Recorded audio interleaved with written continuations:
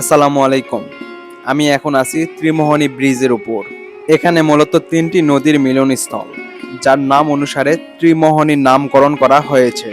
তুলসী গঙ্গা এবং ছোট যমুনা নদী এখানে মিলিত হয়েছে। এই ব্রিজের দুই পারে দুইটি গ্রাম, এক পারে তাজনগর, অপর পারে মুক্তারপাড়া গ্রাম অবস্থিত। এই ব্রিজটি নওগাঁ সদরের শিবপুর ব্রিজ হইতে প্রায় 4.5 কিলোমিটার দূরে অবস্থিত।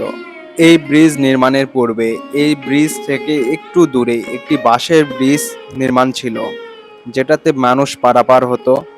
এখন আধুনিকতার ছোঁয়াতে বাঁশের ব্রিজ থেকে কনক্রিটের ব্রিজে পরিণত হয়েছে। এতে করে দুই পাড়ের মানুষের জীবনযাত্রার মান তুলনামূলক সহজ হয়েছে। পানির স্তর বেড়ে যাওয়ায় নদীর সৌন্দর্য যেন আরো দ্বিগুণ বেড়ে উঠেছে। বরাবরের মতো আমি প্রকৃতি প্রেমী, প্রকৃতির সৌন্দর্য যেন আমাকে খুব করে টানে। আমার মতো আপনারা কে কে প্রকৃতি দেখতে ভালোবাসেন তারা অবশ্যই কমেন্ট করে জানাবেন। সবাই ভালো থাকবেন, সুস্থ থাকবেন। আসসালামু আলাইকুম।